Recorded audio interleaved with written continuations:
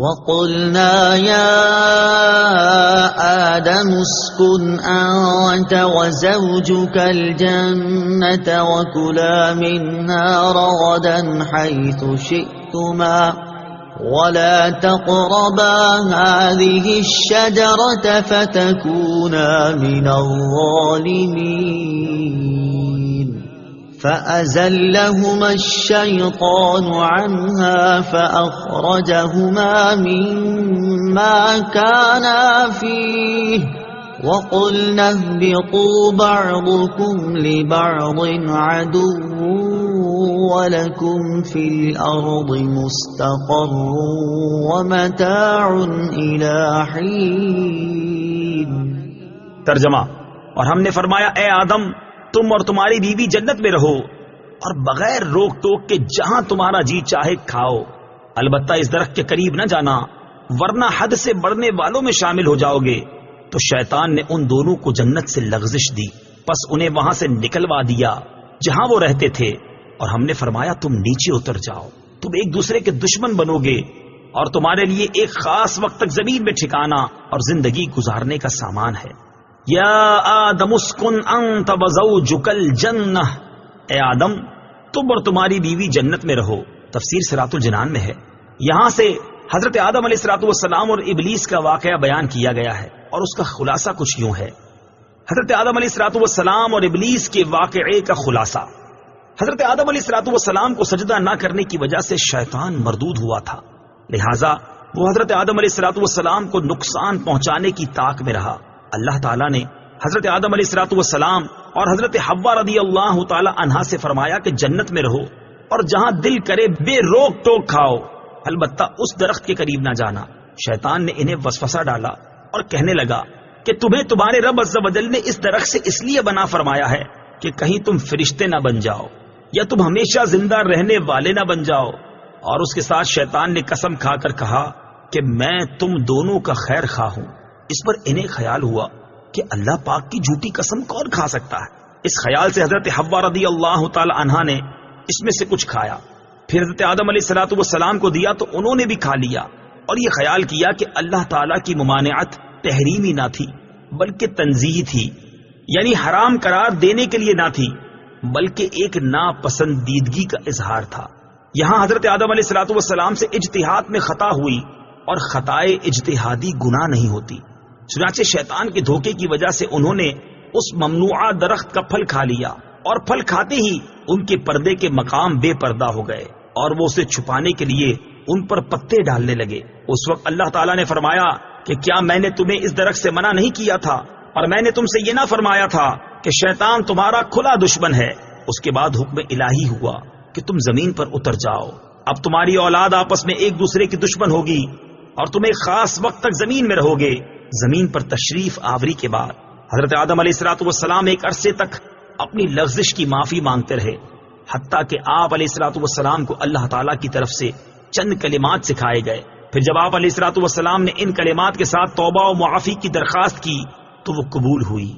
ایک اہم مسئلہ یاد رکھنا ضروری ہے، کیونکہ آج کل بے باکی کا دور ہے اور جس کا جو جی چاہتا ہے بول دیتا ہے، یہاں تک کہ مذہبی معاملات میں اور اہم عقائد میں بھی زبان کی بے احتیاطیاں شمار سے باہر ہیں۔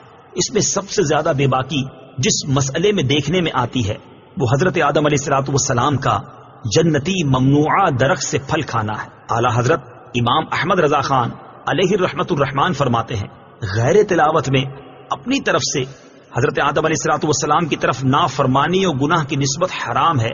ائمہ دین نے اس کی تصریح فرمائی، بلکہ ایک جماعت علماء کرام نے اسے کفر بتایا ہے۔ لہٰذا اپنے ایمان اور قبر و آخرت پر ترس کھاتے ہوئے ان معاملات میں خاص طور پر اپنی زبان پر قابو رکھیں۔ وَلَا تَقْرَبَا، اور قریب نہ جانا۔ اس آیت میں اصل ممانعت درخت کا پھل کھانے کی ہے، لیکن اس کے لیے فرمایا کہ قریب نہ جانا۔ اس طرز خطاب سے علماء نے یہ مسئلہ نکالا ہے کہ اصل فعل کے ارتکاب سے بچانے کے لیے اس کے قریب جانے سے بھی روکنا چاہیے۔ جیسے بچے کے سیڑھیوں سے گرنے کا اندیشہ ہوتا ہے تو اسے صرف سیڑھیوں پر کھڑا ہونے سے منع نہیں کرتے بلکہ سیڑھیوں کے قریب بھی نہیں جانے دیتے۔ اسی طرح بیسیوں کاموں میں علماء کرام اسی اندیشے سے منع فرماتے ہیں کہ کوئی فعل بذات خود منع نہیں ہوتا لیکن اگر لوگ اس کے قریب جائیں گے تو ممنوع کا ارتکاب کر بیٹھیں گے. جیسے عورتوں کو قبرستان جانے سے منع کرنے میں یہی حکمت ہے. اسی سے پیر اور مشائخ کے فعل کا استدلال ہو سکتا ہے کہ وہ مریدوں کی تربیت کے لیے بعض اوقات کسی جائز کام سے بھی روک دیتے ہیں، کیونکہ وہ جائز کام کسی برائی تک پہنچنے کا ذریعہ بن سکتا ہے. فَتَكُونَا مِنَ الظَّالِمِينَ، ورنہ تم زیادتی کرنے والوں سے ہو جاؤ گے. ظلم کا معنی ہے کسی شے کو اس کی اپنی جگہ کے علاوہ کسی اور جگہ رکھنا، اور یہاں آیت میں ظلم خلاف اولا کے معنی میں ہے. انبیاء کرام علیہ الصلوۃ والسلام کو ظالم کہنے والے کا حکم. یاد رہے کہ انبیاء کرام علیہ الصلوۃ والسلام کو ظالم کہنا گستاخی اور توہین ہے، اور جو انبیاء کرام علیہ الصلوۃ والسلام کو ظالم کہے وہ کافر ہے. اللہ تعالیٰ مالک اور مولا ہے، وہ اپنے مقبول بندوں کے بارے میں جو چاہے فرمائے. کسی دوسرے کی کیا مجال کہ وہ انبیاء کرام علیہ الصلوۃ والسلام سے متعلق کوئی خلاف ادب کلمہ زبان پر لائے اور اللہ تعالیٰ کے اس طرح کے خطابات کو اپنی جرت و بے باکی کی دلیل بنائے. اس بات کو یوں سمجھیں کہ بادشاہ کے ماں باپ بادشاہ کو ڈانٹیں اور یہ دیکھ کر شاہی محل کا جمعدار بھی بادشاہ کو انہی الفاظ میں ڈانٹنے لگے تو اس احمق کا کیا انجام ہوگا.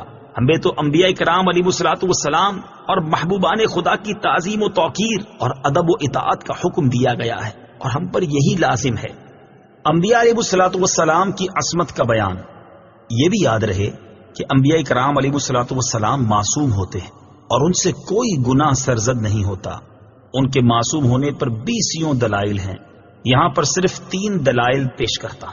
نمبر 1، انبیاء کرام علیہ الصلوۃ والسلام اللہ تعالیٰ کے چنے ہوئے اور مخلص بندے ہیں، جیسا کہ اللہ تعالیٰ نے حضرت ابراہیم، حضرت اسحاق اور حضرت یعقوب علیہ الصلوۃ والسلام کے بارے میں واضح طور پر ارشاد فرمایا، إِنَّا أَخْلَصْنَاهُمْ بِخَالِصَةٍ ذِكْرَ الدَّارِ. ترجمہ، بے شک ہم نے انہیں ایک کھری بات سے چن لیا، وہ اس آخرت کے گھر کی یاد ہے. اور حضرت یوسف علیہ السلام کے بارے میں ارشاد فرمایا، إِنَّهُ مِنْ عِبَادِنَا الْمُخْلَصِينَ. ترجمہ، بے شک وہ ہمارے چنے ہوئے بندوں میں سے ہے، اور جو اللہ تعالیٰ کے مخلص بندے ہیں شیطان انہیں گمراہ نہیں کر سکتا، جیسا کہ اس کا یہ اعتراف خود قرآن مجید میں موجود ہے. قال فبعزتك لأغوينهم أجمعين إلا عبادك منهم المخلصين. ترجمہ، اس نے کہا تیری عزت کی قسم ضرور میں ان سب کو گمراہ کر دوں گا مگر جو ان میں تیرے چنے ہوئے بندے ہیں. اس سے معلوم ہوا کہ انبیاء کرام علیہ الصلوۃ والسلام پر شیطان کا داؤ نہیں چلتا کہ وہ ان سے گناہ یا کفر کرا دے. نمبر 2، گناہ کرنے والا مذمت کیے جانے کے لائق ہے، جبکہ انبیاء کرام علیہ الصلوۃ والسلام کے بارے میں اللہ تعالیٰ نے مطلقاً ارشاد فرما دیا کہ وَإِنَّهُمْ عِندَنَا لَمِنَ الْمُصْطَفَيْنَ الْأَخْيَارِ. ترجمہ، اور بے شک وہ ہمارے نزدیک بہترین چنے ہوئے بندوں میں سے ہیں.